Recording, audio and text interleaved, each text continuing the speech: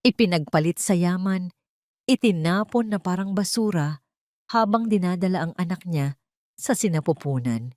Si Maya, nilunod sa kasinungalingan habang sila'y nagpapakasasa sa karangyaan. Wala kang halaga, malamig niyang sabi, at ang pinto ay isinara. Ngunit isang testamento ang babago sa lahat. Ang dating martir ay muling isisilang bilang isang reyna. Paano niya babawiin ang lahat ng inagaw sa kanya nang hindi gumagamit ng dahas, kundi ng talino at kapangyarihan? Huwag kang mag-alala. Pipirmahan niya ang annulment. Matanda na yon. Pagod na ako sa amoy kusina niya.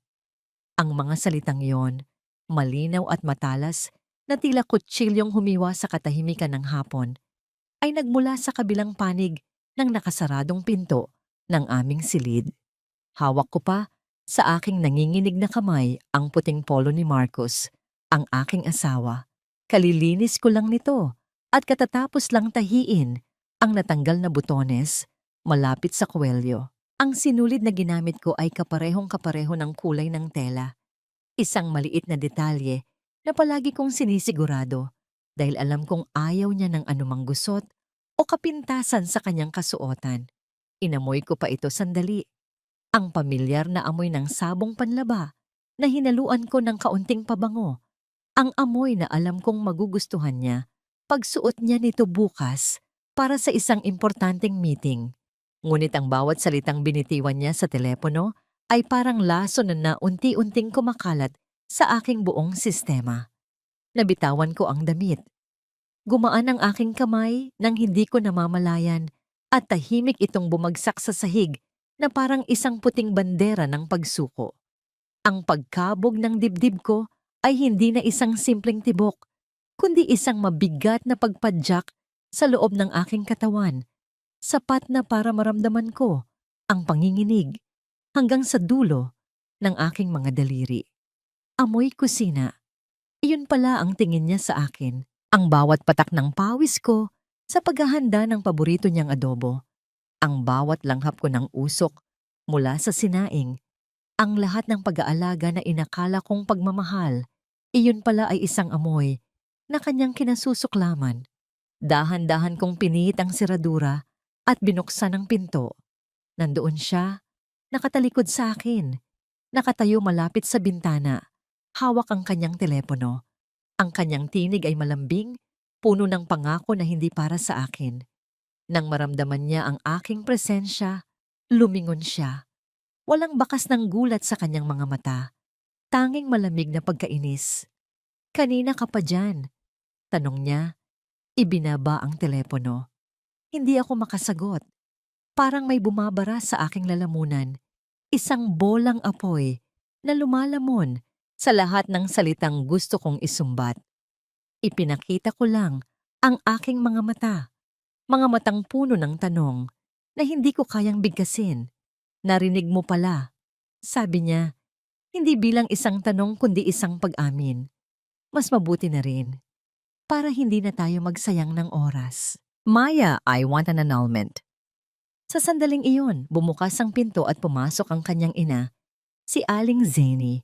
May dala siyang isang baso ng juice na halatang para kay Marcos. Hindi man lang niya ako tinapunan ng tingin. "Marcos, anak, nandito na ang juice mo," sabi niya, bago bumaling sa akin. Ang kanyang mga mata ay puno ng panghuhusga. "Oh, anong drama na naman ito, Maya? Huwag mo nang pahirapan ang anak ko. Pumayag ka na sa gusto niya. Ano bang maibibigay mo sa kanya? Isa ka lang pabigat." Ang bawat salita ni Aling Zeni ay karagdagang patalim na sumasaksak sa akin. Ngunit wala nang masasakit pa sa ginawa ni Marcos. Kinuha niya ang isang brown envelope sa ibabaw ng kanyang mesa at inihagis ito sa kama. Kumalat ang laman niyon, mga litrato. Mga litratong hindi ko kailanman inasahang makita. Isang babae, maganda at mukhang mayaman, na masayang nakangiti habang hawak ang kanyang tiyan na medyo malaki na. At sa tabi niya, si Marcos. Ang mga kamay ay nakapatong din sa tiyan ng babae. Mayroon pang isang litrato, isang malabong imahe mula sa isang screen ng monitor. na may maliliit na hugis na alam kong ano, isang ultrasound. Clara is pregnant. Malamig na sabi ni Marcus, tinuturo ang mga litrato. Mas may karapatan siya sa'yo. She can give me a real family, a successful one. Hindi tulad mo. Napatakip ako sa aking bibig. Ang hangin ay tila ninakaw mula sa aking mga baga. Ang balita na ipinagdamot kong sabihin sa kanya sa takot na baka hindi pa tamang panahon. Ang sikretong nagbibigay sa akin ng lakas sa loob ng nakaraang ilang araw. Ang katotohanang nagdadalang tao rin ako ay biglang naging abo sa aking lalamunan. Paano ko sasabihin ngayon? Paano ko ilalaban ang isang buhay na hindi pa nakikita laban sa isang buhay na nakalarawan na? Hindi na ako binigyan ni Marcos ng pagkakataong magsalita. Mula sa ilalim ng kama, hinila niya ang isang luma kong maleta. Isa na halatang inihanda na niya. Binuksan niya ang aparador. Walang awang hinablot ang iilang damit ko at inihagis sa loob ng maleta. Lumayas ka, sabi niya. Ang kanyang tinig ay walang bahid. Anumang emosyon, itinulak niya ang maleta papalapit sa akin. Simula ngayon, wala ka nang babalikan sa pamamahay na to. Itinulak niya ako palabas ng silid, palabas ng sala. Hanggang sa makarating kami sa pintuan, si Aling Zenny ay nakasunod lang. Ang kanyang mukha ay nagpapakita ng lubos na kasiyahan. Binuksan ni Marcos ang pinto at ang malamig na hangin ng papalubog na araw ay yumakap sa akin. Marcos, pakiusap. Nagmakaawa ako. Ang mga luha ay tuluyan nang bumuhos mula sa aking mga mata. Ang anak natin. Ngunit bago ko pa man madugtungan ang aking sasabihin, isinara na niya ang pinto ng may puwersa. Ang pagyanig nito ay naramdaman ko hanggang sa aking kaluluwa. Narinig ko ang tunog ng bakal sa loob ng seradura, isang maliit na ingay na tuluyang tumapos sa 10 taon ng aking buhay. Nakatayo ako roon, sa labas ng bahay na minsan kong tinawag na tahanan, kasama ang isang maleta at isang pusong pinira-piraso. At kasabay ng pagbagsak ng aking mga luha, naramdaman ko ang unang patak ng ulan sa aking pisngi. Ang tunog ng seradura mula sa malaking bahay na yon ay tila huling pako sa kabaong ng aking pag-asa. Wala na. Tapos na. Ang bawat hakbang ko palayo sa gate ay parang hinihila ng isang kadenang gawa sa tingga.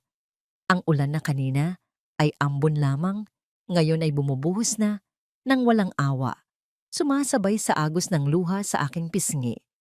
Hila-hila ko ang aking maleta. Ang gulong nito ay kumakayod sa sementadong kalsada, habang ang lamig ay unti-unting sumusuot sa aking basang damit, nanunuot hanggang sa kaibuturan ng aking mga buto. Wala akong payong, wala akong masakyan, at higit sa lahat, wala akong mapuntahan. Napahawak ako sa aking tiyan. Kapit ka lang anak, bulong ko sa hangin, huwag kang bibitaw kay nanay. Naglakad ako nang naglakad hanggang sa ang mga magagarang ilaw ng subdivision ay napalitan ng aandap-andap na poste ng kuryente. Ang amoy ng mamahaling pabango ng mga hardin ay napalitan ng masangsang na amoy ng basang lupa, kanal, at pinaghalong usok ng mga sasakyan. Nakarating ako sa gilid ng San Roque, isang lugar na puno ng mga bahay na tila pinagtagpi-tagping yero at kahoy. Ito ang dilim ay hindi nakakatakot, kundi tila isang kumot na nagtatago sa kahirapan ng buhay. Ang gutom at pagod ay nagsimulang maningil. Ang aking paningin ay lumabo. Tila umiikot ang paligid. Ang huli kong naaalala ay ang pakiramdam ng aking mga tuhod na bumigay at ang lamig ng basang semento na sumalo sa aking mukha bago ako nilamon ng dilim. Nagising ako sa amoy ng luya at mainit na sabaw. Dahan-dahan kong iminulat ang aking mga mata. Hindi pamilyar ang kisame.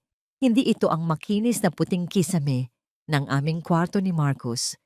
Ito ay gawa sa yero na may mga bakas ng kalawang at ilang butas na tinapala ng tarpaulin. Ang tunog ng ulan ay mas dinig dito, parang mga maliliit na bato na tumatama sa bubong, isang ritmong mabilis at walang humpay. Gising ka na pala, Hija! Napalingon ako sa pinanggalingan ng boses. Isang matandang babae ang nakaupo sa isang maliit na bangkito sa tabi ng higaan. Ang kanyang buhok ay puti na at nakapusod. Ang kanyang mukha ay puno ng mga linya ng panahon, ngunit ang kanyang mga mata ay nag-uumapaw sa awa at kabaitan. May hawak siyang isang mangkok na umuusok pa. Nakita kitang nakahandusay sa labasan ng eskinita kagabi. Pagpapatuloy niya habang iniaabot sa akin ang mangkok. Basang-basa ka at nanginginig.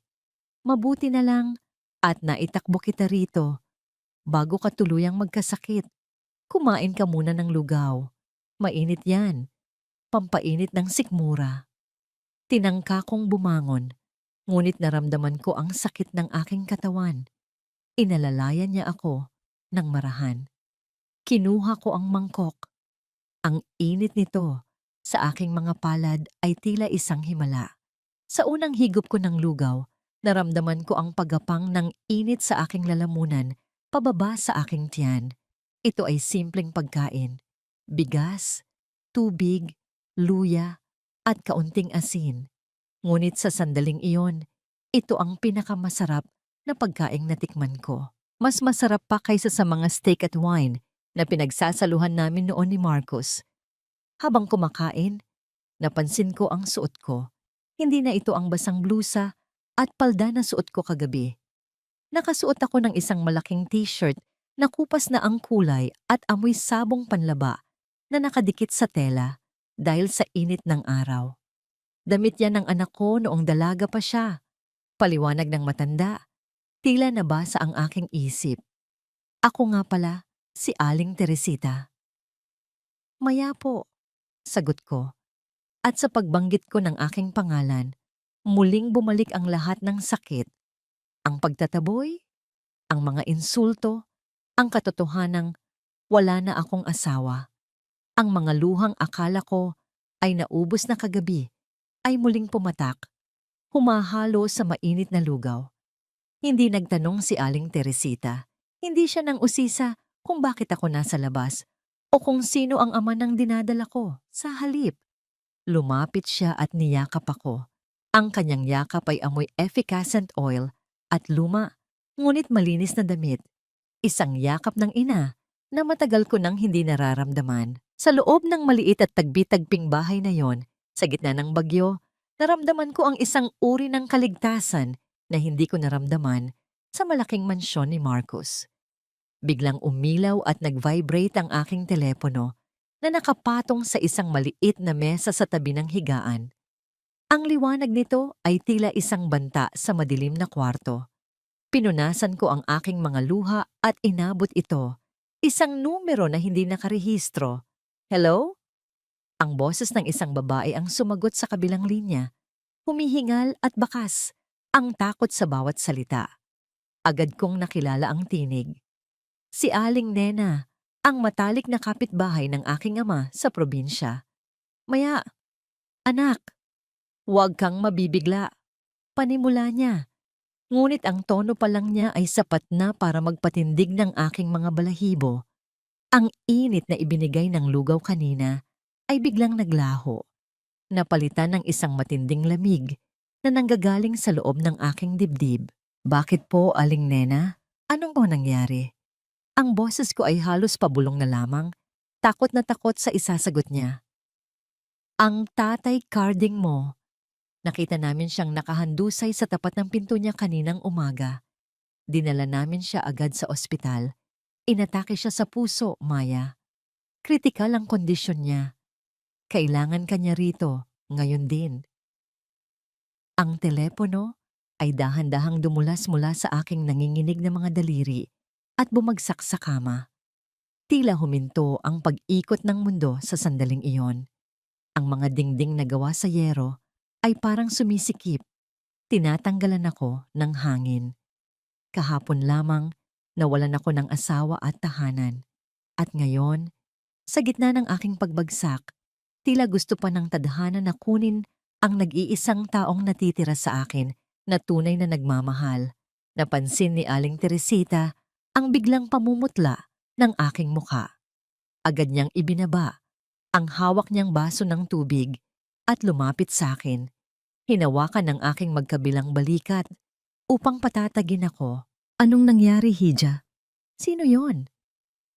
Nag-aalalang tanong niya. Ang kanyang mga mata ay puno ng pangamba. Tumingin ako sa kanya, ngunit hindi ko siya nakikita. Ang nakikita ko ay ang imahe ng aking ama. Ang kanyang magaspang na mga kamay na nagtatrabaho sa bukid para lang mapag-aral ako. Ang kanyang matamis na ngiti tuwing uuwi ako galing Maynila. At ang huli naming pag-uusap kung saan tiniyak ko sa kanya na masaya ako sa piling ni Marcus. Nagsinungaling ako noon para hindi siya mag-alala. At ngayon, baka huli na ang lahat para sabihin sa kanya ang totoo. Ang tatay ko po, ang tanging nasabi ko, habang ang mga luha ay muling nag-unahan sa pagpatak. Nasa ospital siya, agaw buhay. Sinubukan kong tumayo, ngunit ang aking mga tuhod ay parang halaya. Wala akong lakas, at higit sa lahat, isang malupit na katotohanan ang sumampal sa akin. Wala akong pera, wala akong sasakyan, ni hindi ko alam kung paano ako makakarating sa kanya bago mahuli ang lahat. Ang aking pitaka ay laman lamang ng ilang barya, at ang mga card na bigay ni Marcus ay tiyak na pinutol na niya kanina pa. Napaupo ako sa gilid ng kama. Sapo ang aking noo. Paano ko ililigtas ang tatay ko kung sarili ko nga ay hindi ko kayang isalba? Ang desperasyon ay gumapang sa aking lalamunan, isang mapait na lasa ng kawalan ng kapangyarihan. Diyos ko, bulong ko sa hangin, isang panalangin na puno ng takot. Huwag muna ngayon, huwag naman po sabay-sabay. Sa labas, ang ulan ay patuloy sa pagbuhos na parang nakikiayon sa bagyong nanalasa sa loob ng aking puso. Ang bawat patak sa bubong ay tila orasan na nagbibilang ng natitirang oras ng aking ama habang ako ay nakaupo dito, walang magawa at walang kalaban-laban. Ang ulan ay tila nakikiramay sa aking pagmamadali. Ang bawat patak ay sumasabay sa mabilis na pintig ng aking puso. Wala akong dalang payong at mas lalong wala akong dalang pera. Ngunit ang takot na mawalan ng ama ay mas matimbang kaysa sa hiya. Haharap sana ako kay Aling Teresita upang mangutang. Kahit alam kong kapos din siya, ngunit naunahan niya ako. Iniabot niya sa akin ang isang lumang panyo na nakabuhol. Nang buksan ko ito, tumambad sa akin ang ilang gusot na perang papel at mga barya. Ang kanyang ipon na marahil ay para sa kanyang gamot o pagkain. Huwag ka nang mag-atubili, ang sabi niya. Ang kanyang boses ay puno ng pagmamalasakit habang isinasara ang aking palad sa paligid ng pera. Kailangan ka ng tatay mo. Sige na, lumakad ka na. Ang luhang pumatak mula sa aking mga mata ay hindi dahil sa lungkot, kundi dahil sa bigat ng utang na loob na hindi ko alam kung paano babayaran. Tumakbo ako palabas, sumakay ng jeep na punong-puno ng mga pasaherong basang-basa rin at pagod, ngunit ang ingay ng makina at usok ng tambutso ay tila wala sa aking pandinig. Ang tanging naririnig ko ay ang aking sariling dasal. Paulit-ulit, humihiling sa langit na bigyan pa ako ng kahit kaunting oras. Pagdating ko sa pampublikong ospital, sinalubong ako ng amoy ng alkohol na humalo sa amoy ng pawis at kawalan ng pag-asa. Ang pasilyo ay puno ng mga pasyenteng nakahiga sa mga stretcher. Ang iba ay sa sahig na lamang nakaupo. Nagmadali ako patungo sa ward kung saan sinabi ni Aling Nena na naroon si tatay. At doon, sa dulo ng silid, nakita ko siya. Ang tatay Carding na kilala kong malakas, ang haligi ng aming tahanan na kayang buhatin ang sako-sakong bigas ay ngayoy tila isang tuyot na dahon na lamang na nakaratay sa kama. Ang kanyang balat ay kulubot at maputla, at ang kanyang paghinga ay mababaw. Tila hinahabol ang bawat hibla ng hangin. Maraming nakakabit na tubo sa kanyang katawan at ang tunog ng makina sa kanyang tabi. Isang maindayog, ngunit nakakatakot na ritmo, ang tanging nagsasabing lumalaban pa siya. Lumapit ako at hinawakan ng kanyang kamay. Ang lamig nito ay gumapang sa aking balat, isang matinding kaibahan sa init ng pagmamahal na lagi niyang ipinararamdam sa akin. Tay, ang bulong ko, ang boses ko ay basag at puno ng pagsisisi. Nandito na po ako, nandito na si Maya.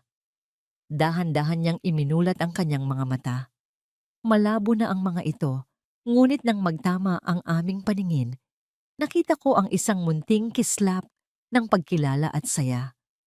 Sinubukan niyang magsalita, ngunit ang lumabas lamang ay isang paos na hangin. Inilapit ko ang aking tainga sa kanyang bibig. Patawad, anak. Ang hirap na hirap niyang bigkas. Wala akong maibibigay na magandang buhay sa'yo. Patawad kung naging mahirap tayo.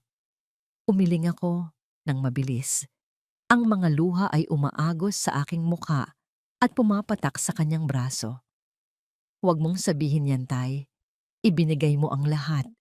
Ikaw ang pinakamabuting ama sa mundo. Humugot siya ng malalim na hininga. Tila tinitipon ang huling lakas na natitira sa kanyang katawan. Itinuro niya ang ilalim ng kanyang kama gamit ang nanginginig na daliri. Ang lata, bulong niya. Kunin mo. Para sa'yo yan. Buksan mo lang kapag wala na ako. Yumuko ako at kinapa ang ilalim ng kama. Naramdaman ko ang malamig na metal ng isang lumang biscuit tin can. Kinalawang na ang mga gilid at may mga gasgas ng panahon. Nang iangat ko ito at ipakita sa kanya. Isang mapayapang ngiti ang gumuhit sa kanyang mga labi. Tila iyon ang huling misyon na hinihintay niyang matapos. Mahal na mahal kita. Maya. At kasabay ng pagbigkas niya ng aking pangalan, naramdaman ko ang pagbigat ng kanyang kamay sa aking palad. Ang dibdib niya ay tumigil sa pagtaas-baba. Ang maindayog na tunog ng makina kanina ay biglang nagbago. Napalitan ito ng isang mahaba at matinis na tunog na pumuno sa buong kwarto. Isang tunog na walang hanggan at walang awa. Ang katahimikan na sumunod ay mas nakakabingi kaysa sa anumang sigaw. Niyakap ko ang katawan ng aking ama. Ang aking muka ay ibinaon sa kanyang dibdib na hindi na tumitibok. At doon ko ibinuhos ang lahat ng sakit ng pagiging ulila. Wala na si Marcos. Wala na ang bahay. At ngayon, wala na rin ang tatay. Ako na lang mag-isa. Ako at ang batang nasa sinapupunan ko. Lumipas ang ilang oras na parang isang panaginip. Ang mga proseso ng ospital, ang pag-aasikaso sa bangkay, ang lahat ay ginawa ko ng parang robot. Sa huli, natagpuan ko ang aking sarili na nakaupo sa isang madilim na sulok ng waiting area. Yakap-yakap ang kalawanging lata na ipinamana niya. Bakit ito ang iniwan niya? Barya? Mga lumang litrato? Ano ang silbi nito sa akin ngayon na wala na akong makain at wala na akong matutuluyan? Sa ilalim ng aandap-andap na ilaw ng ospital, naisipan kong buksan ang lata. Ang takip nito ay mahigpit. Tila ayaw pa ring ibunyag ang sikreto. Ginamitan ko ito ng lakas at sa wakas, bumigay din ito. Bumungad sa akin ang amoy ng lumang papel at nakaraan. Sa ibabaw ay mga litrato ko noong bata pa ako, nakasakay sa balikat ni tatay. Pareho kaming nakangiti kahit butas ang aming mga damit. Sa ilalim nito ay may isang makapal na sobreng kulay kayumanggi, selyado at mukhang formal. Kinuha ko ang sobre. Mabigat ito. Sa likod, nakasulat ang pangalan ko sa pamilyar na sulat kamay ni tatay. Para kay Maria Isabel. Pinunit ko ang selyo at hinugot ang laman. Hindi ito pera. Ito ay mga dokumentong may tatak ng mga abogado at selyo ng gobyerno. Ang unang papel na nabasa ko ay isang deed of donation at isang last will and testament na galing sa isang pangalang hindi ko kilala, ngunit ang apelyido ay kapareho ng sa aking ina na namatay noong ipinanganak ako. Binasa ko ang unang talata ng sulat na nakaipit sa mga dokumento. Ang sulat ni tatay, "Anak, patawarin mo ako sa paglilihim. Ang lolo mo, bago siya namatay, ay ipinagkatiwala sa akin ang lahat para protektahan ka mula sa mga taong habol lang ay ang yaman ng pamilya. Hinintay kong maging matatag ka. Ang lahat ng ito, ang lupa, ang mga gusali, at ang kumpanyang pinagtatrabahuhan ng asawa mo, sa'yo ang lahat ng yon." Nabitawan ko ang papel. Ang mga letra ay tila nagsasayaw sa aking paningin. Ang kumpanya kung saan nagpapakahirap si Marcus para umakyat sa posisyon. Ang kumpanyang pagmamay-ari ng pamilya ni Clara? Hindi. Binasa ko ulit ang huling linya ng legal na dokumento. Saul Harris, Maria Isabel D. Cortez. Nanginginig ang aking mga kamay habang dahan-dahan kong iniaangat ang tingin. Ang mundo sa paligid ko ay nanatiling maingay, magulo, at mabaho. Ngunit sa loob ng aking isipan, may isang napakalaking pader ang gumuho. Ako, ang babaeng pinalayas dahil sa pagiging mahirap at amoy kusina, ay hawak ngayon ang susi ng kaharian na kinabibilangan ng mga taong umapi sa akin. Hindi ko alam kung gaano katagal akong nakatitig sa papel na yon. Ang mga salita ay tila lumulutang, hindi pumapasok sa aking isipan dahil sa tindi ng revelasyon. Saul Harris, tagapagmana. Ako, ang babaeng namamalimos ng pagmamahal sa asawa at tinatapak-tapakan ng biyenan. Ang ingay ng ospital, ang tawanan ng mga nurse sa station, ang ungol ng mga pasyente sa sakit, ang tunog ng mga bakal na kama na itinutulak sa pasilyo ay tila naging malayo at mahina. Ang tanging malinaw ay ang boses ni tatay na tila bumubulong mula sa sulat na hawak ko. Binasa ko muli ang liham. Sa pagkakataong ito ay mas dahan-dahan ninanamnam ang bawat habilin. Mahal kong Maya, alam kong marami kang tanong. Siguro ay nagagalit ka dahil pinalaki kita sa hirap, gayong mayaman pala ang iyong lolo. Pero anak, ito ang huling hiling ng iyong ina bago siya bawian ng buhay. Takot siya noon na baka lumaki kang tulad ng mga kamag-anak nating nilamon ng pera, mga taong walang kaluluwa na ang tingin sa tao ay base lamang sa laman ng bulsa. Kaya itinago namin ito. Gusto kong matuto kang mabuhay ng simple. Gusto kong makilala mo ang tunay na halaga ng paggawa, ng pagsasakripisyo, at ng pagmamahal na walang hinihintay na kapalit. Ngayong hawak mo na ito, alam kong handa ka na. Ang yaman na ito ay hindi para ipagmalaki, kundi para gamitin sa tama. Huwag mong hayaang baguhin ka ng pera, anak. Ikaw pa rin si Maya, ang mabait at mapagmahal kong prinsesa. Tumulo ang luha ko, hindi dahil sa lungkot, kundi dahil sa pagkaunawa. Kaya pala laging sinasabi ni tatay na ang tunay na yaman ay nasa puso. Hindi iyon talinghaga lamang, iyon ay isang paalala. Inilipat ko ang aking tingin sa mga legal na dokumento. Naroon ang listahan ng mga ari-arian, mga lupain sa probinsya, mga commercial building sa Makati, at ang pinakamalaki sa lahat, ang majority shares ng Prime Horizon Holdings. Napatakip ako sa aking bibig upang pigilan ang isang hagulgol na gustong kumawala. Prime Horizon Holdings. Ito ang kumpanyang pinapasukan ni Marcus. Ito ang kumpanyang sinasamba niya. Ilang gabi ko siyang pinanood na nag-aaral, nagpapakahirap gumawa ng mga presentation, at nagrereklamo tungkol sa mga may-ari na hindi man lang daw siya mapansin. Ilang beses niyang ipinamukha sa akin na kailangan niyang magtagumpay dito para makaahon kami sa hirap. Ilang beses niyang sinabi na si Clara ang susi dahil ang ama ni Clara ay isa sa mga board members. Ang tadhana ay sadyang mapaglaro. Ang asawang itinakwil niya dahil sa pagiging mahirap at walang silbi ay siya palang nagmamay-ari ng tronong pilit niyang inaabot. Ipinagpalit niya ang may-ari ng buong karagatan para sa isang taong may hawak lang na isang timba ng tubig. Dahan-dahan kong itinupi ang mga papel at ibinalik sa loob ng lata. Niyakap ko ito ng mahigpit.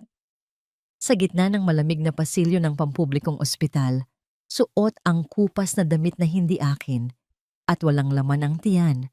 Naramdaman ko ang isang kakaibang init na sumibol sa aking dibdib.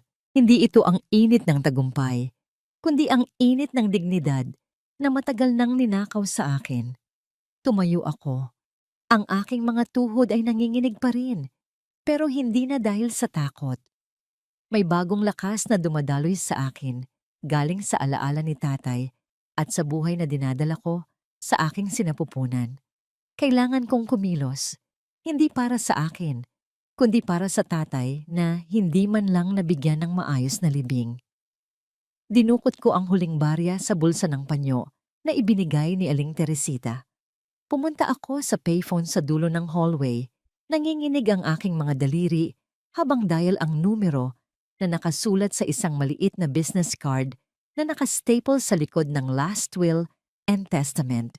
Attorney Rodolfo Manansala. Ang bawat ring ng telepono ay tila tumatagal ng isang oras. Ang puso ko ay kumakabog ng mabilis, halos sumabog sa aking dibdib. Paano kung hindi totoo? Paano kung panaginip lang ito? Hello? Law Office of Attorney Manansala. Sagot ng isang formal na boses ng babae sa kabilang linya. Huminga ako ng malalim. Kinailangan kong ipunin ang lahat ng natitira kong tapang. Ang boses na lumabas sa aking bibig ay hindi ang boses ng dating Maya na sunod-sunuran. Ito ay boses ng isang anak na tumutupad sa huling habilin ng kanyang ama. Nais ko pong makausap si Attorney Manansala. Sabi ko, ang aking tinig ay mababa ngunit matatag. Sabihin niyo po, tumatawag ang anak ni Carding, si Maria Isabel Cortez. Nagkaroon ng katahimikan sa kabilang linya. Isang mahabang katahimikan na tila ba pinoproseso ng kausap ko ang bigat ng pangalang binanggit ko. Ma'am. Ang boses ng sekretarya ay biglang nagbago, naging magalang at tila kinakabahan. Sandali lang po, ipapasa ko po kayo kay attorney. Matagal na po kayong hinihintay. Matagal na akong hinihintay. Napahawak ako sa salamin ng telephone booth at tiningnan ang aking refleksyon. Mugto ang mga mata, magulo ang buhok, at maputla ang mukha. Pero sa likod ng pagod na anyo na yon, nakita ko ang isang bagay na matagal nang nawala. Ang apoy ng pag-asa. Binaba ko ang telepono pagkatapos ng maikling pag-uusap. Darating daw si attorney agad. Sasagutin daw ng opisina ang lahat ng gastusin sa ospital at sa libing. Naglakad ako pabalik sa bangkay ni tatay. Hinaplos ko ang kanyang malamig na noo sa huling pagkakataon bago siya kunin ng mga taga-morgue. Huwag kang mag-alala, tay, bulong ko. Magpapahinga ka na at ipapangako ko, hindi masasayang ang sakripisyo mo. Sisiguraduhin kong magbabayad sila, hindi sa dahas, kundi sa paraang hinding-hindi nila malilimutan. Lumabas ako ng ospital. Ang ulan ay tumila na. Ang kalangitan ay madilim pa rin, ngunit sa silangan, may maliit na guhit ng liwanag na sumisiksik sa mga ulap. Ang bukang liwayway, hahayaan ko muna silang magpakasaya. Hahayaan ko munang isipin ni Marcus at Aling Zenny na nanalo na sila. Hahayaan ko silang umakyat ng mataas na mataas. Dahil sa oras na ipakilala ko na ang sarili ko, mas masakit ang magiging lagapak nila. Pero sa ngayon, kailangan kong bumalik kay Aling Teresita. Kailangan kong bumalik sa San Roque. Dahil bago ako maging reyna ng Prime Horizon, kailangan ko munang matutunan kung paano maging boses ng mga taong katulad nila. Mga taong walang boses, walang kapangyarihan, at tanging utang na loob at pagmamahal lang ang yaman. Doon magsisimula ang aking pagbangon. Ang pagdating ni Attorney Rodolfo Manansala ay hindi sa pamamagitan ng ingay o gulo, kundi sa isang tahimik na pagpasok ng isang itim na sasakyan sa harap ng ospital. Bumukas ang pinto nito at lumabas ang isang lalaking may katandaan na nakasuot ng formal na barong. Ang kanyang tindig ay puno ng respeto at awtoridad. Nang magtama ang aming paningin, nakita ko ang bahagyang pagtutubig ng kanyang mga mata, hindi dahil sa awa, kundi dahil sa pagkilala. Tila nakita niya ang aking ama sa aking mukha. Sa loob ng ilang oras, ang mundo ko ay nagbago. Mula sa malamig na sahig ng ward, inilipat kami sa isang pribadong silid para sa maayos na pag-aasikaso. Ang mga papeles na dati nagpapasakit sa ulo ko ay siya na ang umako. Ang libing ni tatay na akala ko ay magiging isang simpleng hukay lamang sa lupa ay naging isang marangal na paghatid sa kanyang huling hantungan. Sa sementeryo, habang ibinababa ang kabaong ni tatay, hindi ko na naramdaman ang ulan. Ang tanging nararamdaman ko ay ang mainit na kamay ni Aling Teresita na nakahawak sa aking balikat. Siya lang ang naroon. Wala si Marcus, wala si Aling Zenny. Sinubukan kong tawagan si Marcus gamit ang telepono ng ospital kanina, ngunit ang tanging sumagot sa akin ay ang boses ng operator na nagsasabing hindi maabot ang numero. Marahil ay abala sila sa pagdiriwang ng pagbubuntis ni Clara.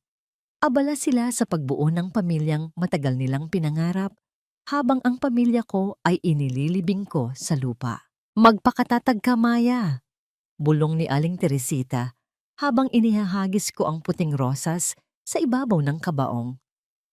Hindi natutulog ang Diyos. Tama siya. Hindi natutulog ang Diyos, at sa pagkakataong ito, gising na rin ako. Matapos ang libing, dinala ako ni Attorney Manansala sa kanyang opisina sa Makati. Ito ay nasa pinakamataas na palapag ng isang gusali na dati ay tanaw ko lang mula sa bintana ng bus. Ang sahig ay gawa sa makintab na marmol at ang dingding ay salamin na nagpapakita ng buong lungsod.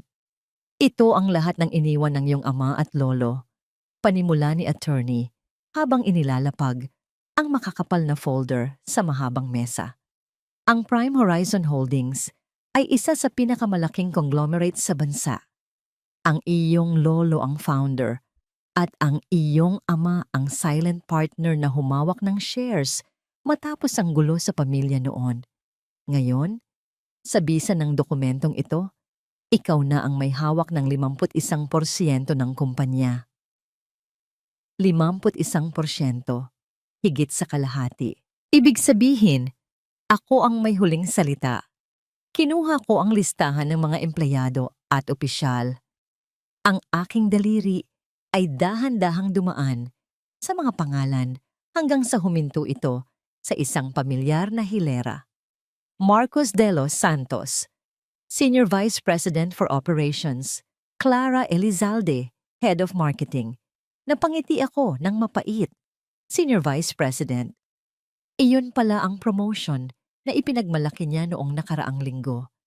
Ang promotion na nakuha niya dahil sa impluwensya ng ama ni Clara. "Anong gusto mong gawin natin, Mamaya?" tanong ni Attorney Manansala. "Gusto mo bang ipatanggal sila agad?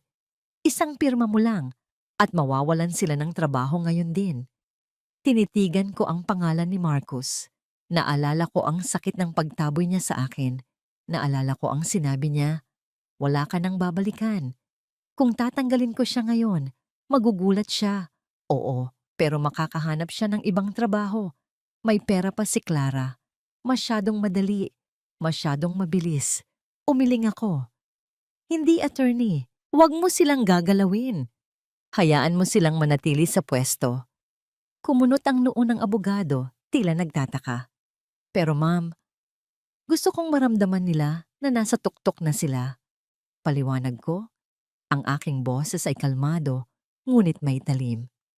Dahil mas masakit ang pagbagsak kapag nandoon ka na sa taas.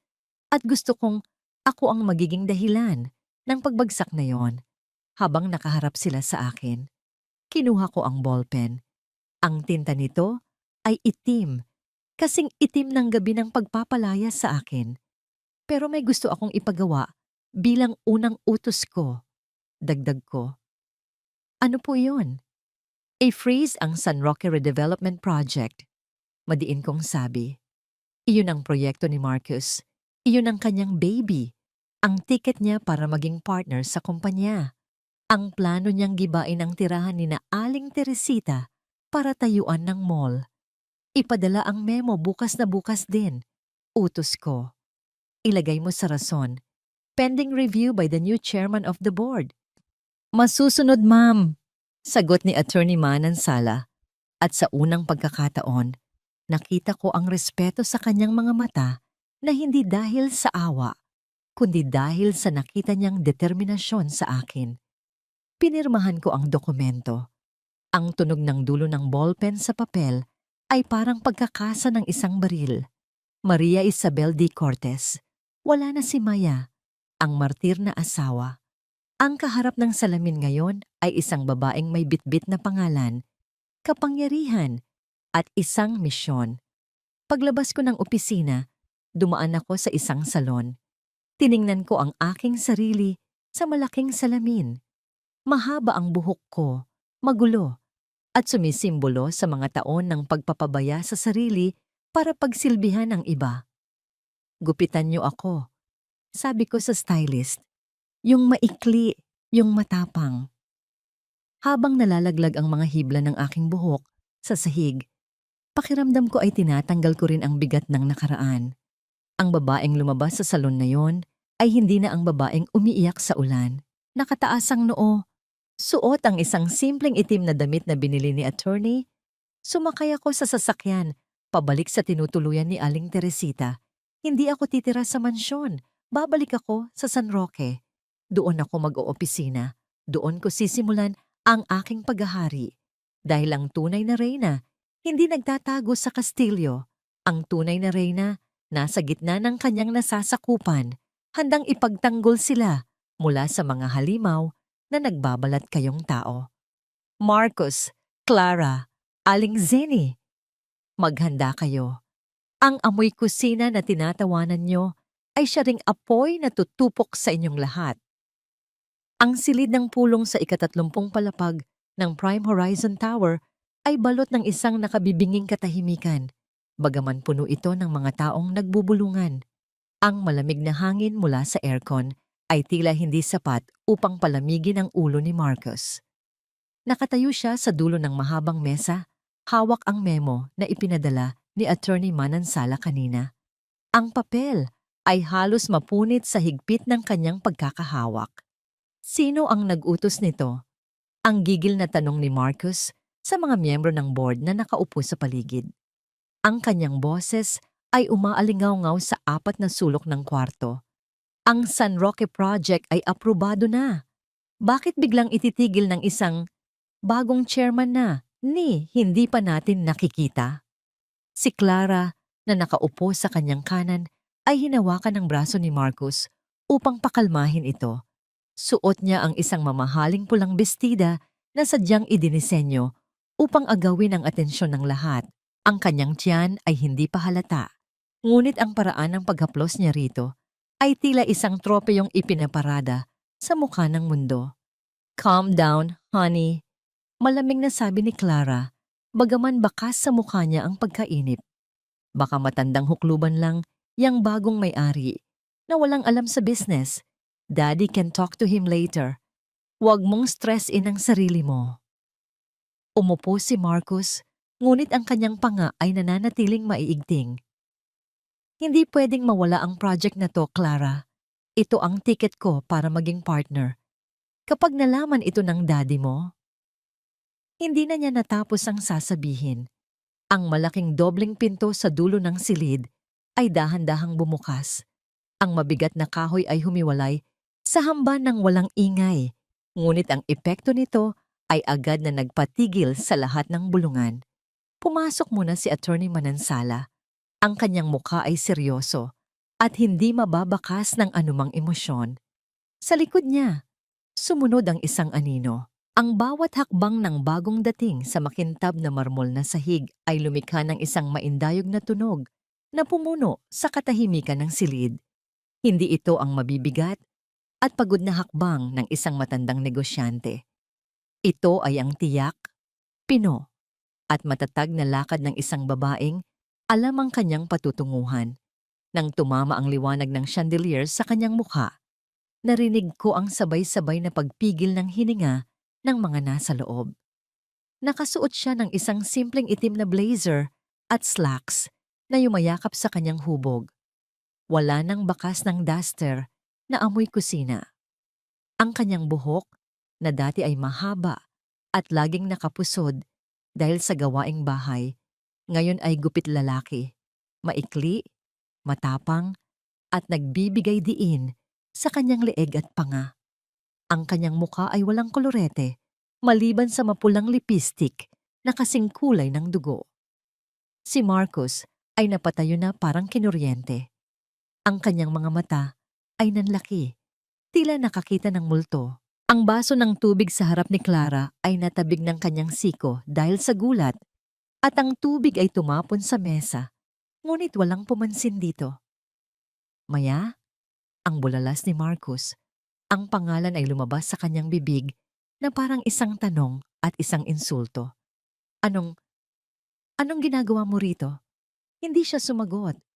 Tiningnan lang siya ni Maya, hindi ni Maria Isabel, gamit ang mga matang kasing lamig ng yelo. Nilampasan niya si Marcus na parang hangin. Nagpatuloy siya sa paglakad, patungo sa kabisera. Ang upuan sa dulo ng mesa na nakalaan lamang para sa pinakamataas na pinuno ng kumpanya. Security! Sigaw ni Marcus. Ang kanyang mukha ay namumula sa galit at kahihiyan. Paano nakapasok ang babaeng to dito? Guard, ilabas niyo siya. This is a restricted area. Akmang lalapit ang mga gwardya na nasa pinto, ngunit itinaas ni Attorney Manansala ang kanyang kamay. Isang simpleng senyas na nagpatigil sa kanila. Umupo ka, Mr. De Los Santos. Ang mariing utos ng abogado, ang kanyang boses ay hindi sumisigaw, ngunit puno ito ng awtoridad na nagpatahimik kay Marcus. Attorney, kilala ko ang babaeng yan. Giit ni Marcus, nandidiri niyang itinuro si Maya na ngayon ay nakatayo na sa harap ng silyang pang-chairman. Siya ang asawa ko, ang ex-wife ko na pinalayas ko. Wala siyang karapatang tumapak dito. Katulong lang ang tingin niyan sa sarili niya. Tumawa ng mahina si Clara, isang tawang puno ng panghahamak. Oh my God, Maya! Are you following us? Hanggang dito ba naman magmamakaawa ka? Wala kaming barya para sa'yo. Sa unang pagkakataon, nagsalita si Maya. Ang kanyang boses ay mababa, kalmado at malinaw. Ito ang boses ng isang taong tapos ng umiyak. Tapos na ba kayo? Tanong niya. Walang sigaw, walang drama. 2 salita lang na nagpabigat lalo sa hangin sa loob ng kwarto. Humarap si Attorney Manansala sa buong board. Inayos niya ang kanyang kurbata at nagsalita ng formal. Gentlemen and ladies, panimula niya habang nakatingin ng diretso kay Clara. Ikinagagalak kong ipakilala sa inyong lahat ang nagmamay-ari ng 51% ng shares ng Prime Horizon Holdings, ang anak at nag-iisang tagapagmana ni Don Carding Cortez, si Miss Maria Isabel Cortez. Ang katahimikan na sumunod ay mas nakakabingi pa kaysa kanina. Ang mukha ni Marcus ay unti-unting nawalan ng kulay. Mula sa pula ng galit ay naging abo ng takot. Ang ngisi sa labi ni Clara ay nagyelo. Ang mga miyembro ng board ay nagkatinginan. Gulat na gulat. Dahan-dahang hinila ni Maya ang upuan sa kabisera at naupo. Ipinatong niya ang kanyang mga kamay sa mesa. Ang mga daliri ay magkakasalikop. Tiningnan niya isa-isa ang mga taong nasa paligid, bago ang kanyang tingin ay dumapo at nanatili kay Marcus. Maupo kayo, utos ni Maya. Walang gumalaw noong una. Si Marcus ay nakatayo pa rin. Ang kanyang bibig ay bahagyang nakabukas. Hindi makapaniwala sa narinig. Sabi ko, maupo kayo. Ulit ni Maya. Mas madiin ngayon. Dahan-dahang bumagsak si Marcos sa kanyang upuan, tila pinutulan ng litid sa tuhod. Tungkol sa San Roque Project, panimula ni Maya. Habang binubuklat ang folders sa kanyang harapan, ang bawat paglipat niya ng pahina ay lumilikha ng tunog na parang kidlat sa tenga ni Marcos. Binabawi ko ang approval nito. Bilang bagong chairman, hindi ko hahayaang sirain ng kumpanyang ito ang tahanan ng mga taong nagmalasakit sa akin noong panahong itinapon ako ng sarili kong pamilya.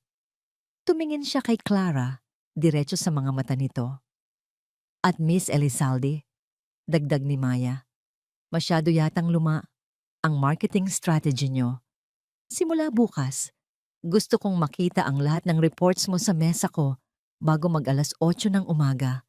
Personal kong rerepasuhin ang bawat sentimo na ginagastos ng departamento mo.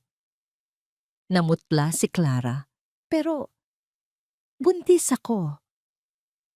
At ako rin, sagot ni Maya nang walang pag-aalinlangan. Ang revelasyon ay muling nagpatahimik sa lahat. Tumingin siya kay Marcos na ngayon ay nakayuko na, hindi makatingin sa kanya. Pero nandito ako, nagtatrabaho. Kung hindi mo kaya, ang pinto ay bukas para sa mga gustong umalis. Sumandal si Maya sa kanyang upuan. Ang dating Maya na nagmamakaawa sa labas ng pinto ay patay na.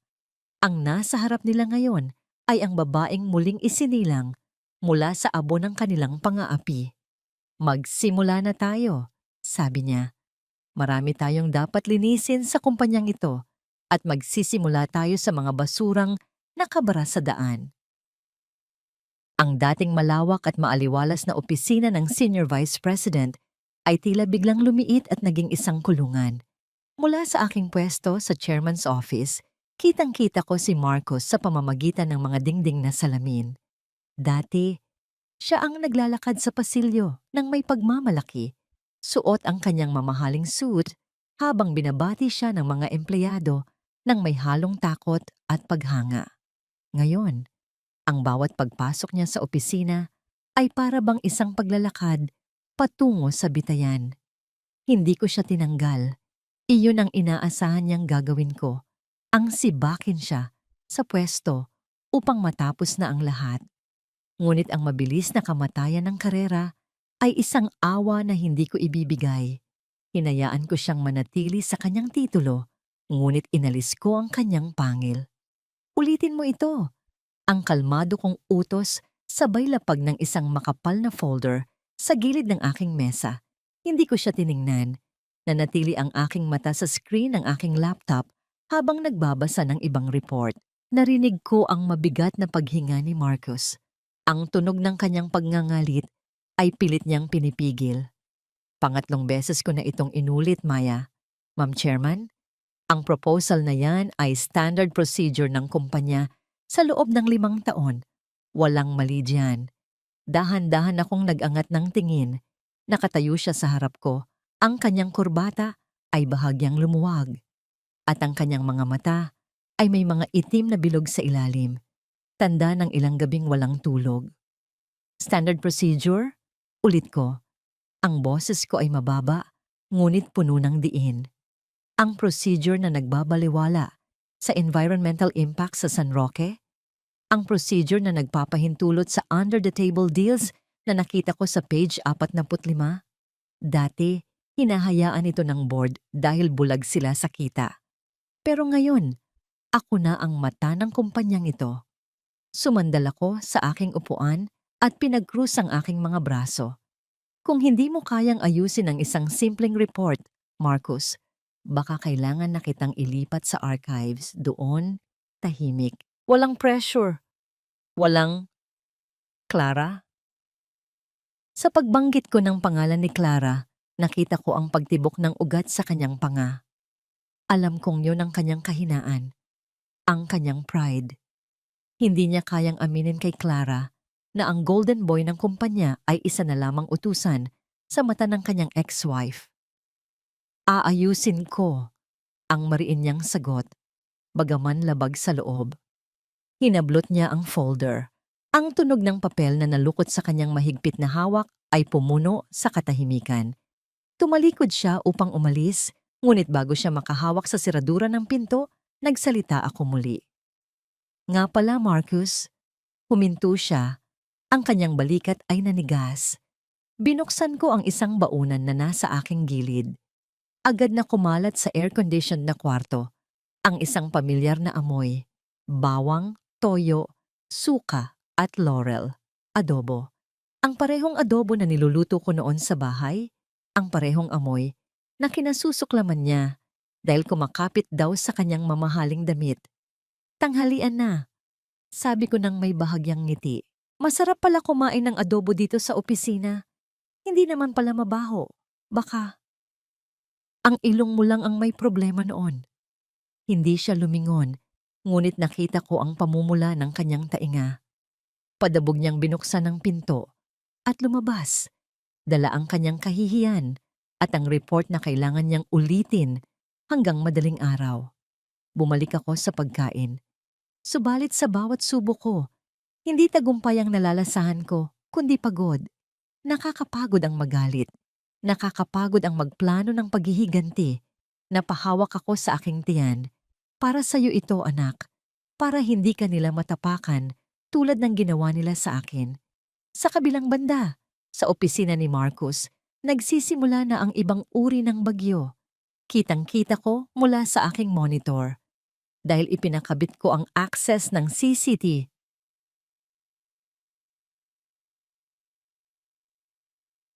ng kanyang kwarto sa aking computer. Ang pagpasok ni Clara. Hindi siya kumatok. Ang kanyang mukha ay nakasimangot at ang kanyang kilos ay padabog. Inilipat ko ang aking tingin sa monitor. Ang dating matahimik na opisina ni Marcus ay naging entablado ng isang teleserye na ako mismo ang direktor, manunulat at nag-iisang manunood. Ang audio feed ay malinaw na dumadaloy sa speakers ng aking laptop.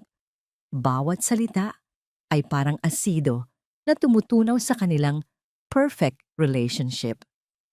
I can't believe this, Marcus. Ang boses ni Clara ay matinis.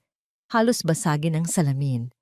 Padabog niyang ibinagsak ang kanyang mamahaling designer bag sa ibabaw ng mesa dahilan upang magliparan ng ilang pahina ng report na kakatapos lang ayusin ni Marcus. Napapikit si Marcus, hinihilot ang kanyang sentido na tila ba puputok na sa sakit. Clara, please, hinaan mo ang boses mo. Rinig tayo sa labas. Rinig tayo niya. I don't care. Sigaw pabalik ni Clara. Ang kanyang mukha ay namumula sa galit na hindi sanay matanggihan. Sinabi mo sa akin, magiging relaxing ang pregnancy ko. You promised me vacations, shopping sprees, and spa dates. Pero ano ito? Ginagawa akong alila ng ex-wife mo. Pinapapunta niya ako sa site inspection sa ilalim ng init ng araw. Buntis ako, Marcus, buntis! Tumingin ako sa sarili kong tiyan. Buntis din ako, Clara. Bulong ko sa hangin. Pero noong ako ang asawa ni Marcus, naglalakad ako sa baha para lang makapamalengke ng mura. Sa screen, nakita kong lumapit si Marcus kay Clara. Sinusubukang hawakan ang balikat nito, ngunit tinabig siya ng babae ng marahas. Ang pagtanggi na yon ay isang sampal sa pagkalalaki ni Marcus. Gumawa ka ng parahan. Duro ni Clara sa mukha ni Marcus. Ang kanyang mahabang kuko ay halos tumusok sa dibdib ng lalaki. Kausapin mo ang daddy. Or do something illegal, I don't care. Just get her out of that chair. Kung hindi, ako mismo ang aalis. At sinisigurado ko sa iyo, Marcus, kapag umalis ako, dadalhin ko ang shares ng daddy ko at babagsak ka sa putikan na pinanggalingan mo. Natigilan si Marcus. Ang takot ay gumuhit sa kanyang mga mata. Takot hindi sa pagkawala ng asawa, kundi sa pagkawala ng kapit. Ang pag-ibig na ipinagmalaki nila sa akin noon ay wala palang pinagkaiba sa isang transaksyon sa negosyo. Kapag wala ng pakinabang, wala na ring pagmamahal. Tinalikuran siya ni Clara at naglakad palabas. Ang bawat hakbang ng kanyang takong ay mariin at mabigat. Nang bumukas at sumara ang pinto, naiwan si Marcus na nakatayo sa gitna ng kwarto, mag-isa at mukhang talunan. Napaupo siya sa kanyang swivel chair at napahawak sa kanyang tiyan. Marahil ay kumukulo na ito sa gutom. Tanghaling tapat na at wala siyang dalang pagkain. Wala nang Maya na magdadala ng mainit na baon. Wala nang Maya na magtatanong kung kumain na ba siya. Ang meron na lang siya ay isang opisina na puno ng papel, isang asawang demanding, at isang gutom na hindi mapupunan ng pride. Pinatay ko ang monitor. Ang itim na screen ay nagpakita ng aking refleksyon. Walang ngiti sa aking mga labi. Akala ko, magiging masaya ako na makita silang nag-aaway. Pero ang naramdaman ko lang ay isang malalim na lungkot at awa. Awa para sa dating Maya na nagpakatanga sa isang lalaking tulad ni Marcus. Hindi ka kawalan, Marcus, isip-isip ko. Ikaw ang nawalan. Biglang tumunog ang intercom sa aking mesa. Ang boses ng aking sekretarya ay pumasok sa katahimikan. Mamaya, tumatawag po si Aling Zenny sa lobby. Nagwawala po. Gusto daw po kayong makausap dahil tinanggal daw po ang access niya sa company car at credit cards. Napangiti ako ng bahagya. Ang pangalawang yugto ng impyerno ay nagsisimula na. Ang pagputol sa ugat ng kanilang luho. Papasukin mo siya, utos ko. Pero sa conference room, ayaw kong madumihan ang opisina ko ng mga salita niya. Tumayo ako at inayos ang aking blazer. Oras na para harapin ang Reyna Ina na nagpahirap sa akin sa loob ng maraming taon. Ang pagkakaiba lang ngayon, ako na ang may hawak ng setro at siya na ang luluhod. Habang naglalakad ako patungo sa conference room, naramdaman ko ang pagbigat ng hangin. Hindi ito takot.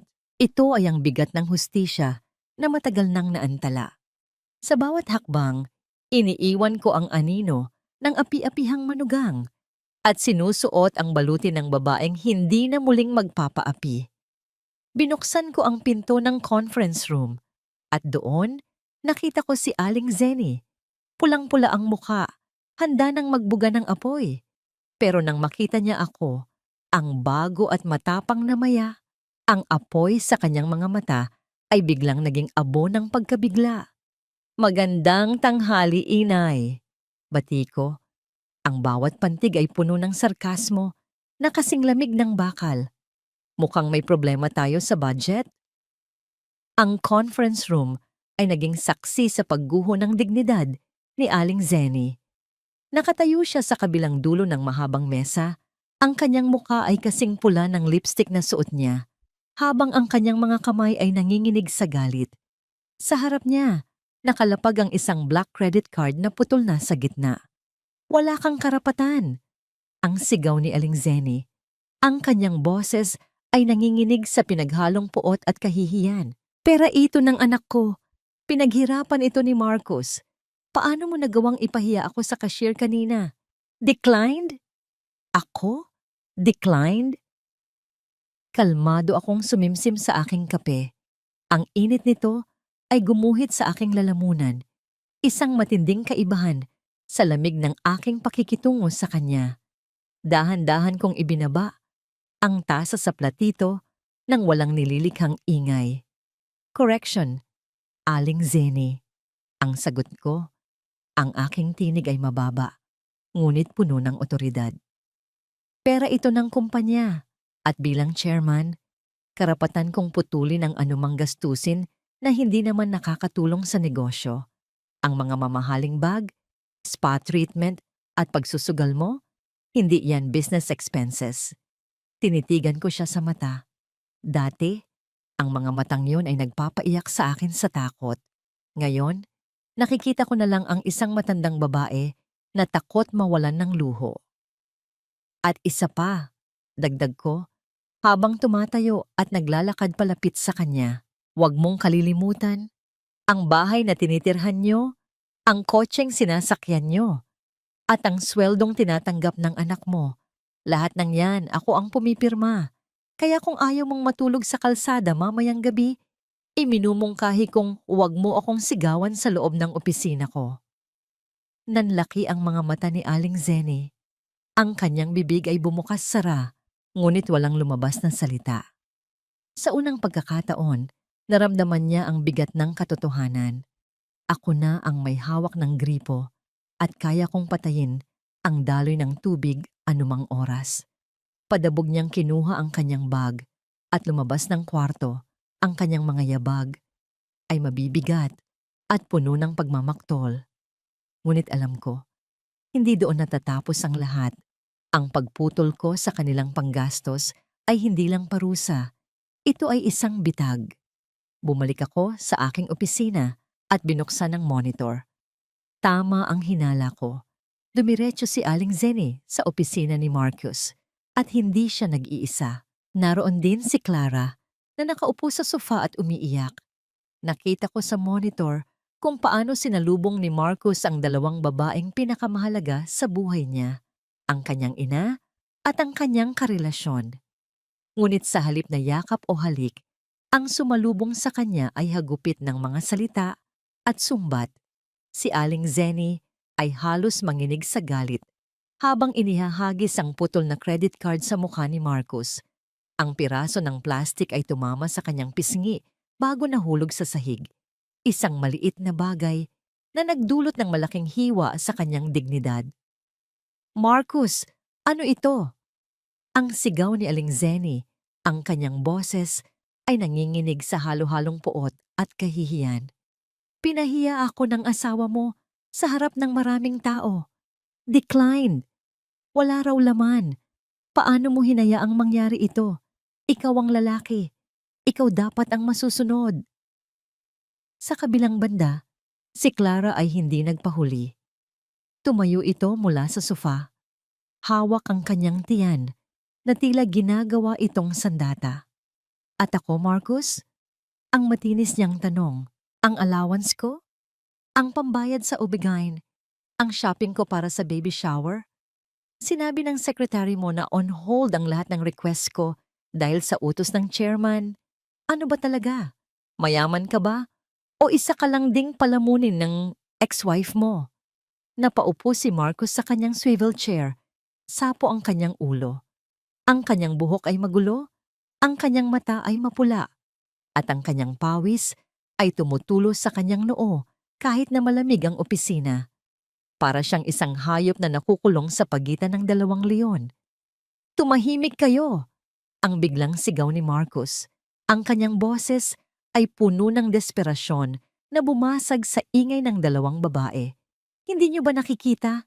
Ginagawa niya ito para sirain tayo. Kapag nagpadala tayo sa galit, mananalo siya. Eh ano ang gagawin mo? Hamon ni Clara, ang kanyang mga mata ay nanlilisik. Kung hindi mo kayang ibigay ang pangangailangan ko at ng anak natin, baka mas mabuting umuwi na lang ako sa daddy ko. Sigurado ako, hindi niya hahayaang magutom ang apo niya. Ang banta na yon ay tumama kay Marcus ng sapul. Alam kong takot siyang mawala si Clara, hindi dahil sa pagmamahal, kundi dahil sa koneksyon at yaman ng pamilya nito. Kapag nawala si Clara, mawawala ang huling hibla ng kanyang pag-asa na manatili sa alta sosyedad. Huminga siya ng malalim, tila gumagawa ng isang desisyon na alam niyang mali pero kailangan. Tumingin siya sa kanyang ina at kay Clara ng may madilim na determinasyon. Bigyan niyo ako ng isang araw, ang madiin niyang sabi. Bukas, magkakaroon kayo ng pera. Cash. Hindi dadaan sa bangko. Hindi dadaan kay Maya. Siguraduhin mo lang, Marcus, ang banta ni Aling Zenny bago padabog na lumabas ng pinto. Sumunod si Clara, ngunit hindi bago bigyan si Marcus ng isang huling tingin na puno ng pagdududa. Nang maiwan si Marcus na mag-isa, nakita ko sa monitor ang pagbabago ng kanyang anyo. Mula sa pagiging talunan, naging tuso ang kanyang mga mata. Binuksan niya ang kanyang drawer at kinuha ang isang lumang telepono. Isang burner phone na hindi nakarehistro sa kumpanya. Pinanood ko ang bawat galaw ng kanyang mga labi habang may tinatawagan siya. Pinalakas ko ang volume ng audio feed. Hello, Mr. Lim? Ang boses ni Marcus ay pabulong ngunit malinaw. Oo, ako ito. Yung tungkol sa mga bakal at semento sa warehouse ng San Roque Project. Yung mga hindi pa nai-inventory. Oo, kunin mo na ngayong gabi. Alahati ng presyo. Basta cash. Kaliwaan. Napasinghap ako. Ang San Roque Project. Ang proyekto na ipinatigil ko. Ang mga materyales na nandoon ay para sa pagtatayo ng mga bahay ng mahihirap at ngayon ay ibebenta niya ng patago sa black market para lang matustusan ang luho ng ina at kabit niya.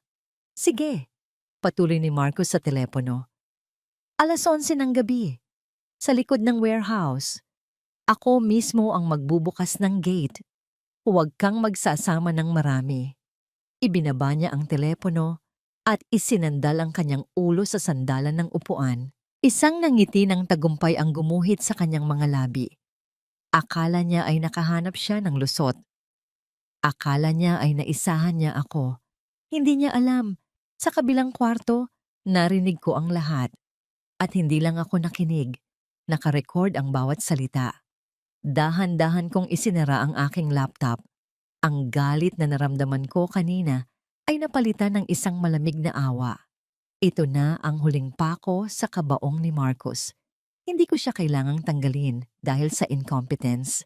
Matatanggal siya at makukulong dahil sa pagnanakaw, qualified theft, estafa. Kinuha ko ang aking telepono at tinawagan si Attorney Manansala. Attorney, ang sabi ko, ang aking boses ay kalmado at tiyak. Maghanda ka at tawagan mo ang mga pulis. May huhulihin tayong daga ngayong gabi. Tumayo ako at lumapit sa bintana. Ang ulan ay nagsisimula na namang bumuhos sa labas. Tinatakpan ng lungsod ng isang kulay abong kumot. Mamayang gabi, sa gitna ng dilim at ulan, matatapos na ang paghahari-harian ni Marcus. Akala niya ay pera ang sasalubong sa kanya sa warehouse, pero ang naghihintay sa kanya doon ay ang katotohanan at ang posas na matagal nang nakalaan para sa kanyang mga kamay. Sayang ka, Marcus. Bulong ko sa sarili habang pinagmamasdan ang kanyang anino sa monitor na nagliligpit ng gamit, tiwala sa kanyang maitim na plano. Binigyan kita ng pagkakataong magbago, pero pinili mong magpakain sa sistema. Ang laro ay tapos na, at ako ang nanalo. Ang gabi ay balot ng lagim at lamig, tila nakikiayon ang panahon sa krimeng magaganap. Ang ulan ay bumubuhos ng walang humpay sa bubong ng lumang warehouse sa San Roque, lumilikha ng isang maindayog na ingay na sapat upang takpan ng anumang bulungan o kaluskos sa labas. Nakatayo ako sa dilim, sa likod ng isang tumpok ng mga hollow blocks, kasama si Attorney Manansala at ang ilang operatiba ng pulisya. Basang-basa ang aming mga sapatos sa putik, ngunit wala ni isa sa amin ang gumalaw. Ang aming mga mata ay nakapako sa iisang direksyon, sa gate ng warehouse na dahan-dahang bumubukas. Mula sa dilim, sumulpot ang isang itim na van. Ang ilaw nito ay humiwa sa ulan. Tumama sa mukha ng isang lalaking kanina pa, nag-aabang sa gilid. Si Marcus. Nakasuot siya ng raincoat, ngunit kitang-kita ko ang panginginig ng kanyang mga kamay, hindi dahil sa lamig, kundi sa takot. Ito na ang golden boy ng Prime Horizon, ang lalaking nagtapos sa top university, na ngayon ay nag-aabang sa dilim, tulad ng isang magnanakaw para ibenta ang gamit ng kumpanya. Bumaba ang bintana ng van, nagkaroon ng mabilis na abutan, isang makapal na sobre ang iniabot kay Marcus at kapalit nito ay ang susi ng warehouse. Madaliin niyo, narinig kong sabi ni Marcus. Ang boses niya ay garalgal at puno ng pagmamadali. Kailangan maitakas na ang mga semento at bakal bago mag-umaga. Bumaba ang dalawang lalaki mula sa van at nagsimulang maghakot. Ang bawat sako ng semento na binuhat nila ay parabang bigat na nadadagdag sa sentensya ni Marcus. Ito ang mga sementong dapat sana ay magiging pundasyon ng mga bagong bahay para sa mga nasunugan sa San Roque. Ito ang mga bakal na magpapatibay sa kanilang mga pangarap. At ngayon, ibinebenta lang ni Marcus para sa luho ng kanyang ina at kabit. Tumingin ako kay Attorney Manansala at tumango. Ito na ang oras. Sa isang iglap, binuksan ng mga pulis ang malalakas na spotlight na nakapalibot sa warehouse. Ang dilim ay biglang naging nakasisilaw na liwanag. Ang mga patak ng ulan ay nagmukhang mga kristal na bumabagsak mula sa langit. Napahawak si Marcus sa kanyang mata, nasilaw sa biglaang liwanag. Ang dalawang pahinante ay natigilan sa pagbubuhat at ang driver ng van ay tinangkang paandarin ang sasakyan. Ngunit hinarangan na ito ng mobile car ng pulisya. "Huwag kayong kikilos! Pulis ito!" Ang sigaw ng Chief of Police, ang kanyang boses ay umalingaw-ngaw sa buong paligid. Si Marcus ay napaupo sa putikan. Ang kanyang mukha ay putla pa sa papel. Ang sobre ng pera ay nahulog mula sa kanyang kamay at sumabog ang laman nito sa basang lupa. Ang mga perang papel ay lumutang sa putik, isang simbolismo ng kanyang maruming hangarin. Dahan-dahan akong lumabas mula sa aking pinagtataguan. Ang payong na hawak ni Attorney Manansala ay prinotektahan ako mula sa ulan. Habang naglalakad ako, palapit kay Marcus. Ang tunog ng aking sapatos sa semento ay tila mga yabag ng isang hukom na papalapit sa nasasakdal. Nang makita ako ni Marcus, ang gulat sa kanyang mukha ay napalitan ng isang desperadong pag-asa. "Maya," ang tawag niya, pilit na tumatayo kahit nanginginig ang tuhod. "Maya, Hon, let me explain. Hindi ito ang iniisip mo. Sineset up lang nila ako." Tumigil ako sa harap niya. Tinitigan ko siya mula ulo hanggang paa. Ang dating arogante at malinis na Marcus ay ngayoy puno ng putik, basang-basa at mukhang kaawa-awa. "Hon?" Ang tanong ko. Ang aking boses ay kalmado, ngunit may talim na mas matalas pa sa patalim. "Huwag mo akong tawaging Hon, Marcus. Ang asawa mo ay nasa mansyon, naghihintay ng pera para sa shopping niya. Ang nasa harap mo ngayon ay ang chairman ng kumpanyang ninanakawan mo." Lumapit ako ng kaunti, sapat lang para maamoy ko ang takot sa kanya. "Qualified theft, Marcus," bulong ko. "Walang piyansa yan kapag ganyan kalaki ang halaga. At dahil nahuli ka sa akto, kasama ang ebidensya ng CCTV at recording ng tawag mo, sa tingin mo, makakalusot ka pa?" Biglang lumuhod si Marcos sa harap ko. Hinawakan niya ang laylayan ng aking pantalon. Ang kanyang mga luha ay humalo sa ulan. "Maya, parang awa mo na. Buntis si Clara. May sakit si Mama. Ginawa ko lang ito para sa kanila. Huwag mo akong ipakulong. Gagawin ko ang lahat. Magre-resign ako. Aalis ako. Pero huwag lang kulong. Masisira ang buhay ko." Hinawi ko ang kanyang kamay. Ang dampi ng kanyang balat ay malamig at lagkit. "Nasira na ang buhay mo, Marcus." Sagot ko. Ang aking puso ay tumigas na parang bato. "Nasira mo ito noong araw na pinalayas mo ang buntis mong asawa sa gitna ng ulan. Nasira mo ito noong pinili mong nakawin ang pangarap ng mga taga San Roque para lang sa kasakiman nyo. Ang ginagawa ko ngayon, hindi ito paghihiganti. Ito ay hustisya." Sininyasan ko ang mga pulis. Agad nilang dinaluhan si Marcus. Ang tunog ng bakal na posas na isinara sa kanyang mga pulso ay isang musika sa aking pandinig. Ang musika ng katapusan ng kanyang kasamaan. Habang hinihila siya ng mga pulis, patungo sa patrol car, patuloy ang kanyang pagsigaw at pagmamakaawa. "Maya, maawa ka, Maya." Ngunit hindi na ako lumingon. Tumingin ako sa mga sako ng semento na nailigtas namin. Tumingin ako sa ulan na ngayon ay tila naghuhugas sa dumi ng gabing ito. Kinuha ko ang aking telepono. Nakita kong tumatawag si Clara. Marahil ay nagtataka na siya kung bakit wala pa si Marcus, kung bakit wala pa ang pera. Pinindot ko ang answer button at itinapat ang telepono sa aking tainga. "Marcus, nasaan ka na?" Ang iritableng boses ni Clara ang bumungad. Kanina pa ako naghihintay. Nakuha mo na ba ang cash? Huminga ako ng malalim bago sumagot. Wala si Marcos, Clara, sabi ko ng mahinahon. At wala ring pera. Ang meron lang siya ngayon ay isang selda. Narinig ko ang pagsinghap sa kabilang linya, kasunod ng katahimikan. Matulog ka na, Clara, dagdag ko. Dahil bukas, paggising mo, wala na kayong matitirhan. Ang laro ay tapos na. Ibinaba ko ang tawag at tumingala sa langit. Ang ulan ay tumitila na. Sa wakas, pagkatapos ng mahabang panahon ng kadiliman, nararamdaman ko na ang pagsikat ng araw. Ang maskara ni Marcus ay natanggal na at ang tunay na mukha ng kasakiman ay nakalantad na sa mundo. Ang sikat ng araw sa sumunod na umaga ay tila mas maliwanag, ngunit para sa mga naninirahan sa mansyon ng mga De Los Santos, ito ang pinakamadilim na bukang liwayway.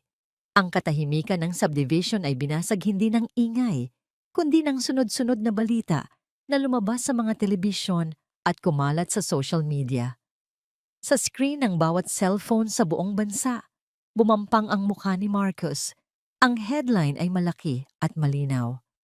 Senior Vice President ng Prime Horizon, huli sa akto ng pagnanakaw.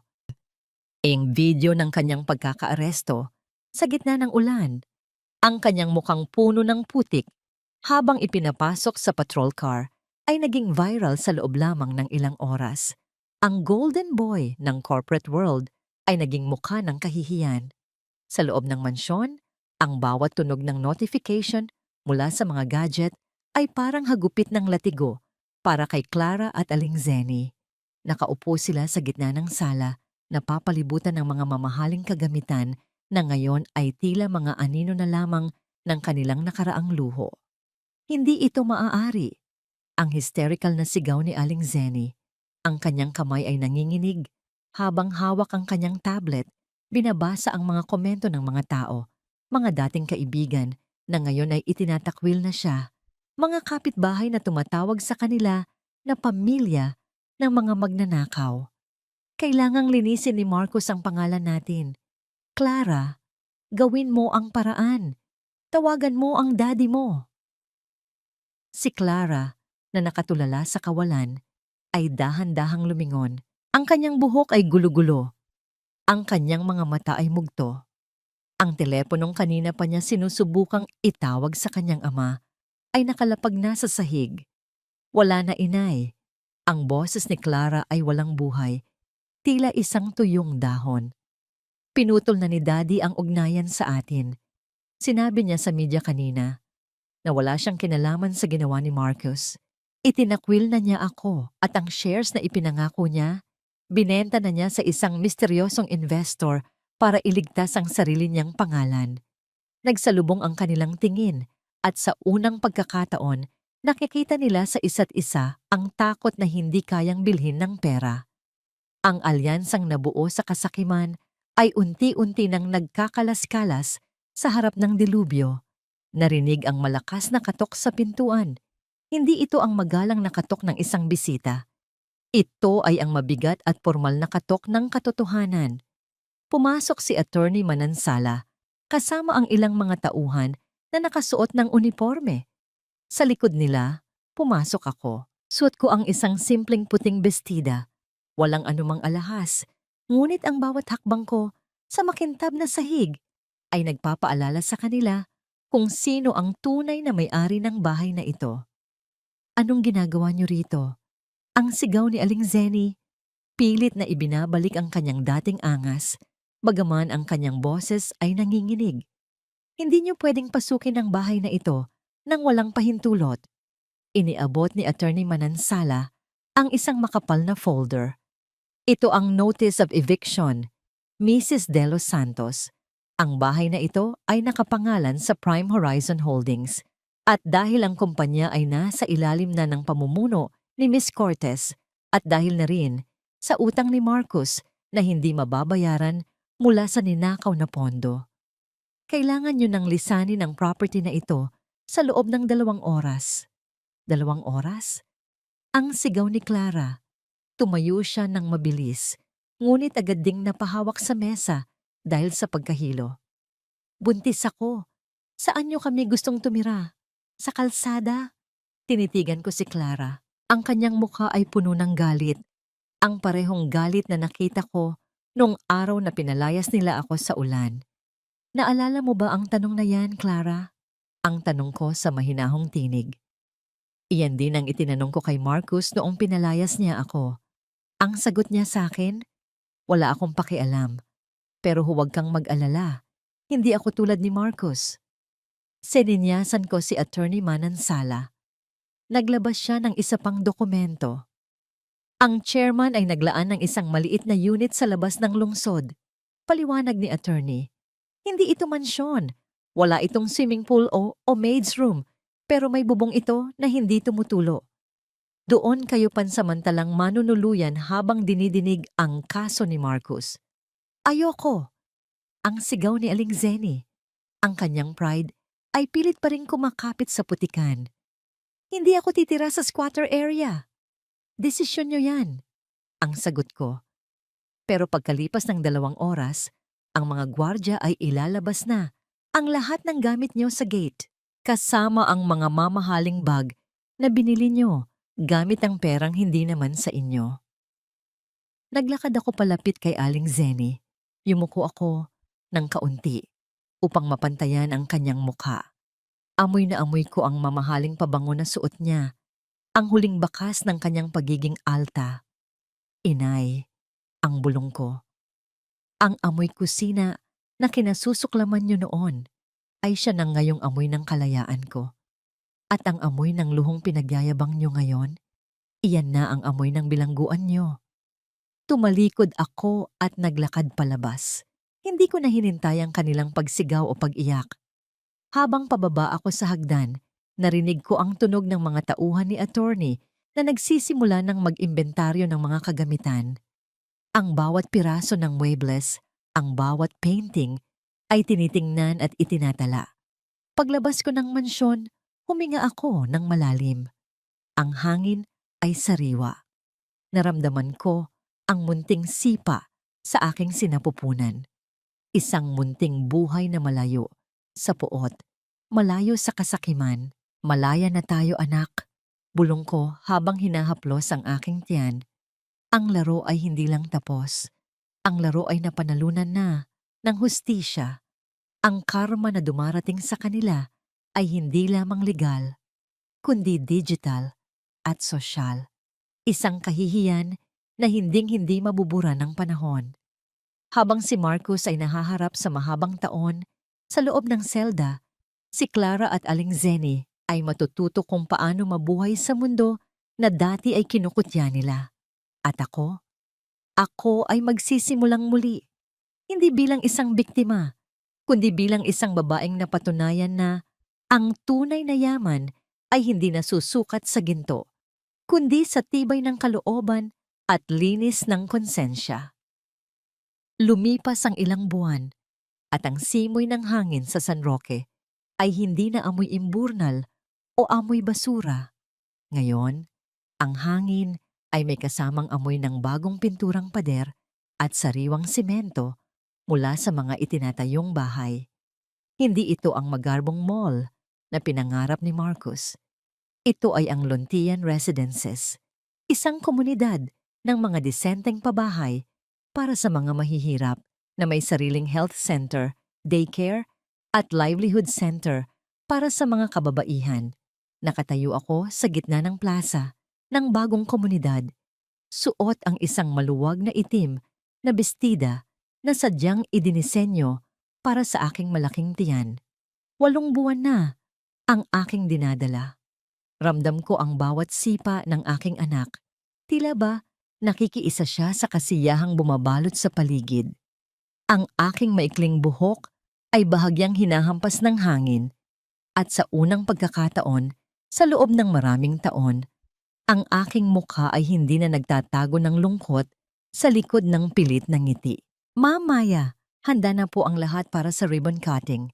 Ang boses ng aking sekretarya ay puno ng paghanga. Tumango ako at lumakad palapit sa gitna. Ngunit bago ko hawakan ang gunting, may isang pamilyar na boses ang tumawag sa akin. Maya, anak. Si Aling Teresita iyon. Nakasuot siya ng isang bagong bestida na binili ko para sa kanya. Ngunit ang kanyang mukha ay nananatiling payak at mapagmahal. May dala siyang isang maliit na balutan ng telang pranela. Nay Teresita, bati ko, at agad ko siyang niyakap ng mahigpit. Dapat po ay nandoon kayo sa unahan. Kayo ang inspirasyon ng proyektong ito. Huwag na anak, sapat na sa akin ang makitang may maayos na matutuluyan ang mga apo ko. Ang sabi niya habang iniaabot ang balutan. Ginawa ko ito para sa darating mong panganay. Isang kumot na gawa sa mga itinabing tela. Hindi ito mamahalin, pero puno ito ng pagmamahal. Naramdaman ko ang pag-init ng aking mga mata. Ipinatong ko ang aking kamay sa kumot. Ang tela ay malambot at amoy araw. Ito ang tinatawag nating golden moment.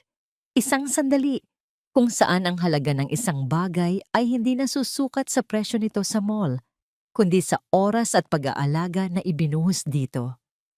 Salamat po, Nay. Ito ang magiging paboritong kumot niya. Bulong ko. Sa harap ng maraming tao, kinuha ko ang gunting.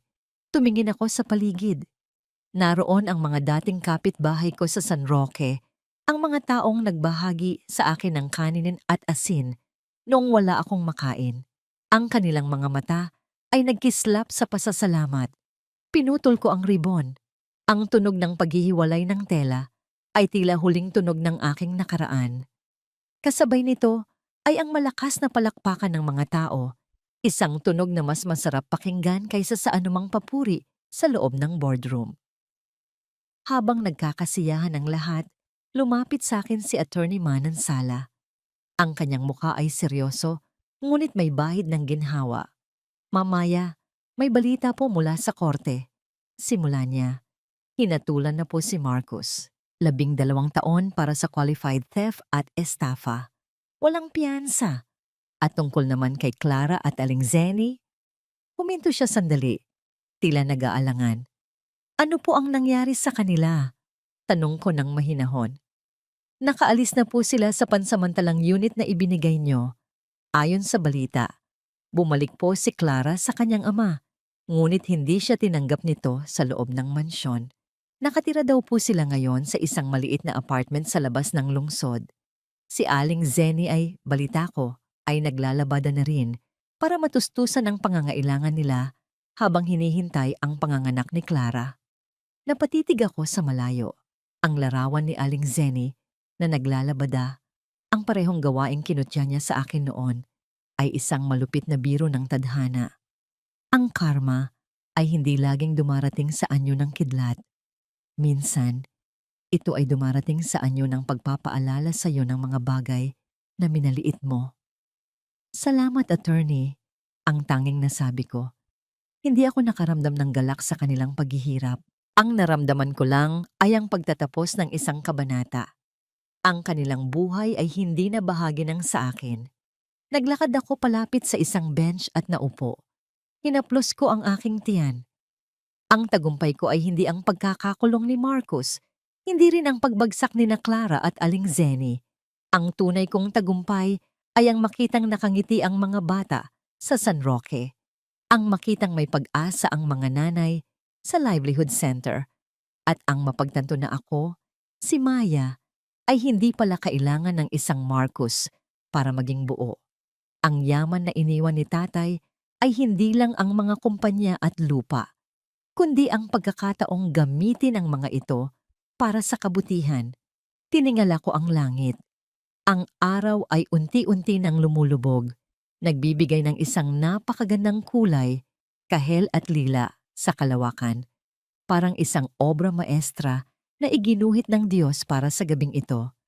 Tatay, sana ay nakikita mo kami ngayon. Bulong ko sa hangin. May maayos na tayong tahanan. Hindi lang para sa akin, kundi para sa lahat. Ang iyong prinsesa ay isa ng reyna. Ang reyna ng kanyang sariling buhay. Sa sandaling iyon, naramdaman ko ang muling pagsipa ng aking anak. Isang malakas at masiglang sipa. Napangiti ako habang may isang luhang pumatak sa aking pisngi. Isang luha ng purong kaligayahan. Ang buhay ay puno ng bagyo, oo. Pero natutunan ko na ang bawat patak ng ulan ay kailangan upang sumibol ang mga bagong bulaklak. Ang aking paglalakbay mula sa amoy kusina patungo sa amoy tagumpay ay hindi naging madali. Pero sulit ang bawat sakit. Dahil sa dulo ng lahat, natagpuan ko ang tunay na yaman, ang aking sarili. 5 taon na ang lumipas. Ang sikat ng umaga sa aking beranda ay tila isang mainit na yakap na nagpapaalala sa akin na ang bawat gabi, gaano man kadilim, ay may katapusan. Nakaupo ako sa isang tumba-tumbang gawa sa matibay na nara, habang pinagmamasdan ng aking anak na si Gabriel. Gabriel na masayang naghahabol ng mga paru-paro sa garden. Ang kanyang tawa ay parang mga kristal na bumabasag sa katahimikan ng umaga. Isang tunog na mas mahalaga sa akin kaysa sa anumang halaga ng shares sa stock market. Si Gabriel ang aking buhay, ang aking muling pagsilang. Sa kanyang mga mata, nakikita ko ang katatagan ni Tatay Carding at ang lambot ng puso na pilit kong iningatan sa gitna ng digmaan ng buhay. Kinuha ko ang isang kwaderno at nagsimulang magsulat. Hindi ito ulat para sa board of directors. Ito ay isang liham para sa aking anak. Nababasahin niya balang araw.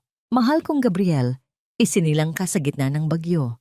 Ngunit huwag mong kakalimutan na ikaw ang nagdala ng bahaghari sa buhay ni nanay. Balang araw, maririnig mo ang kwento ng ating pamilya. Malalaman mo ang tungkol sa iyong ama, ang lalaking nabulag ng kinang ng ginto at nawalan ng lahat dahil sa kasakiman. Huwag kang magtanim ng galit sa kanya. Ang galit ay isang mabigat na bagahe na pipigil sa iyo sa paglipad. Ipagdasal mo na lang na sa loob ng malamig na rehas, matagpuan niya ang tunay na pagsisisi. Huminto ako sandali at tumingin sa malayo.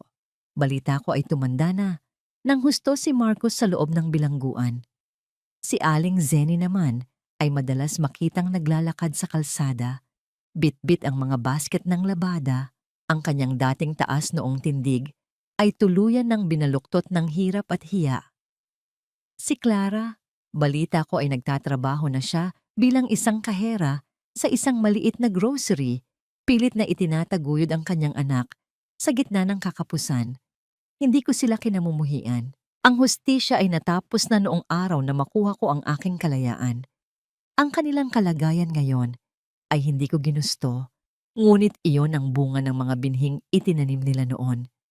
Ang karma ay hindi isang parusa. Ito ay isang salamin lamang ng sarili nating mga gawa. Gabriel, ang tunay na yaman ay hindi ang mansyong tinitirhan natin o ang kumpanyang pinapatakbo ko. Ang tunay na yaman ay ang kakayahan mong tumayo matapos kang madapa. Ang tunay na yaman ay ang amoy ng kusina na napuno ng pagmamahal, ang init ng kamay na handang tumulong sa kapwa, at ang kapayapaan ng loob na walang perang makakabili. Isinara ko ang kwaderno.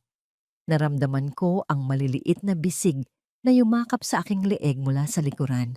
Ang amoy ni Gabriel, amoy ng baby powder at sariwang pawis, ay ang pinakamabangong pabango sa buong mundo. Nanay, laro tayo. Ang yaya niya, ang kanyang mga mata ay nagniningning sa tuwa. Ngumiti ako at hinaplos ang kanyang pisngi. Sige anak, laro tayo. Tumayo ako at iniwan ang kwaderno sa mesa. Ang hangin ay humihip ng dahan-dahan, dinala ang bango ng mga bulaklak ng kalachuchi sa buong paligid. Ang Prime Horizon ay patuloy na lumalago. Ang San Roque ay isa ng masayang komunidad. At ako ay higit pa sa isang chairman. Ako ay isang ina. Ako ay isang babaeng buo, matatag, at malaya. Sa mga nakikinig sa aking kwento, lalo na sa mga kababaihang pakiramdam, ay itinapon na at wala ng halaga. Huwag kayong mawalan ng pag-asa. Ang inyong pagkabasag ay hindi katapusan. Iyon ay pagkakataon para buuin ang inyong sarili sa isang mas magandang paraan. Minsan akong naging amoy kusina sa mata ng iba, pero ngayon ako ang nagluluto ng sarili kong tadhana. At sinisiguro ko sa inyo, ang lasa ng tagumpay na galing sa sariling pagsisikap ay ang pinakamatamis na regalong maibibigay nyo sa inyong sarili. Ang aking pangalan ay Maya, at ito ang aking muling pagsilang, muling pagsilang, muling pagsilang, muling pagsilang, muling pagsilang, muling pagsilang, muling pagsilang,